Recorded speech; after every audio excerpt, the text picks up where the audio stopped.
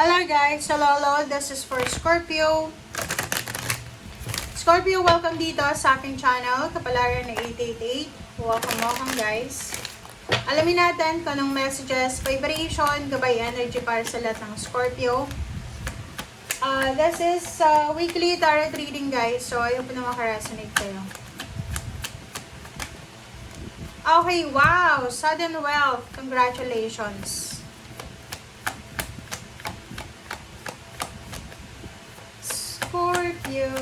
Scorpio.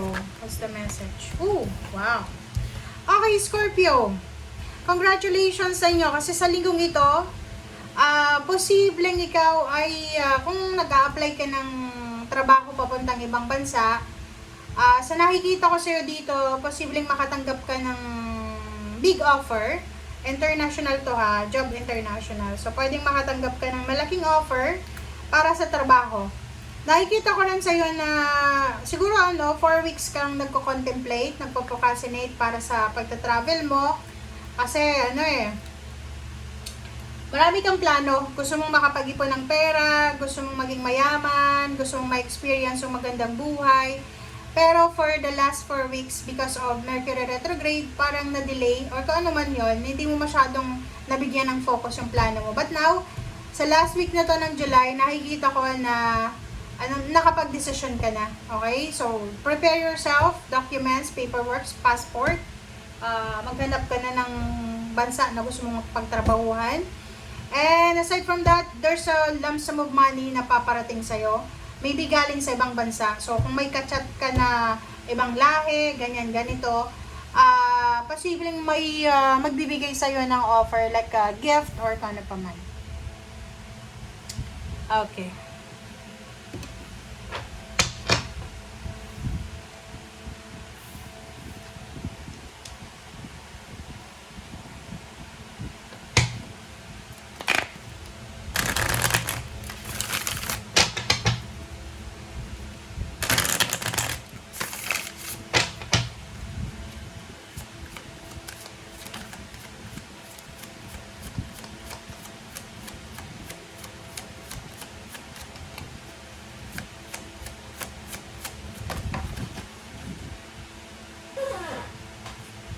Okay.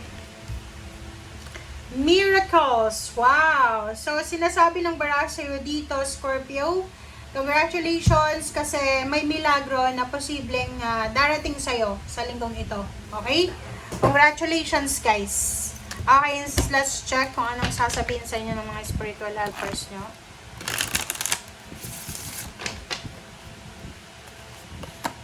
Alright, appetite, progress, not perfection. So yun, sabi ng baraha sa'yo dito, wag mong masyadong i-compare ang sarili mo sa ibang tao. Okay, mag-focus ka lang sa kung ano yung importante sa'yo sa ngayon. Mag-focus ka sa kung anong magagawa mo sa ngayon. Wag mong masyadong i-focus yung buhay ng ibang tao sa buhay mo. Kasi may kanya-kanya tayo ng journey na tinatahak dito sa mundo. Okay? Alright, Scorpio.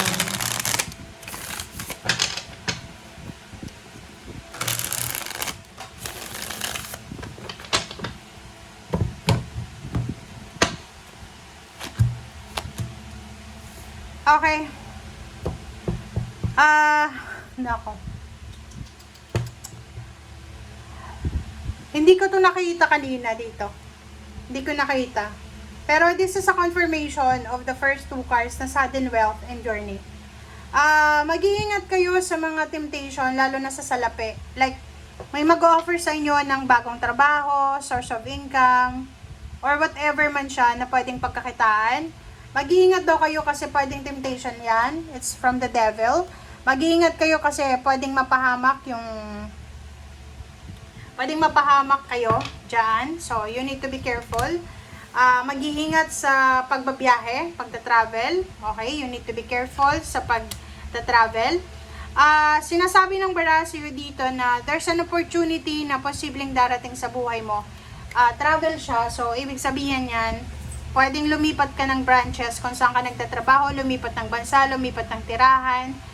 There's a positive change na gagawin ka na magre-result siya sa positive change, positive result din. Okay. Yun, so sabi ng bara sa'yo dito, mag-iingat tayo sa paghahawak ng pera, mag-iingat tayo sa pagre-resign, mag-iingat tayo sa mga financial plans and dreams natin. Kasi baka magsisi ka sa bandang huli. Okay. Sinasabi ng bara sa'yo dito na kung nag-aantay ka ng payments, ng payouts, back pay, or kung ano pa man, huwag kang mag-alala kasi darating siya sa tamang panahon. Okay? 9 of Cups. Wow! So, sa nakikita ko sa'yo dito, tuloy-tuloy na to. So, you're planning to get married. May mga planong pagpapakasal. Planong buntis ka ba? Or lalaki ka, nakabuntis ka? Kasi pwedeng isang mabilisang kasal lang mangyayari because of pregnancy. There's a happy celebration ng family. Okay? Okay, Zero the Fool and Queen of Rods. So, dito sinasabi ng barahan na isang desisyon ang posibleng gagawin mo or ginawa mo na for the past few months na siyang magdadala sa iyo ng freedom. Overall freedom to. Freedom sa pera, sa relationship, or sa health mo, or sa kung ano pa man. So, yun. Nine of Swords and King of Cups. So, sinasabi ng baraha sa iyo, ano man daw na lungkot na pinagdaanan mo for the past few months, sinasabi ng baraha na maayos at maayos din ito. Sa trabaho naman, sabi ng baraha sa'yo dito na ipagpatuloy mo lang kung anong ginagawa mo siya ngayon. Lalo na kung trabaho yan, guys. Ipagpatuloy natin, mag-focus ka sa trabaho kasi merong reward yan after. Okay? King of Swords, yun, new direction siya. So, kung plano mo talagang umalis, plano mong mag-travel, plano mong mag-relocate, gawin mo na siya habang bata ka pa, habang maaga pa, okay? And sinasabi ng baraha na kung ano man daw ang mangyayari sa pupuntahan mo, isipin mo na ikaw yung nagdesisyon yan, hindi ibang tao, okay? Queen of Rods, so this is your direction, new direction guys. Nako, congratulations, kasi sabi ng baraha sa'yo, yung bagong direksyon na pinaplano mong puntahan, pwedeng dyan mo mahanap yung stability, yung balance, yung prosperity, and dyan mo mahanap yung peace of mind. Okay?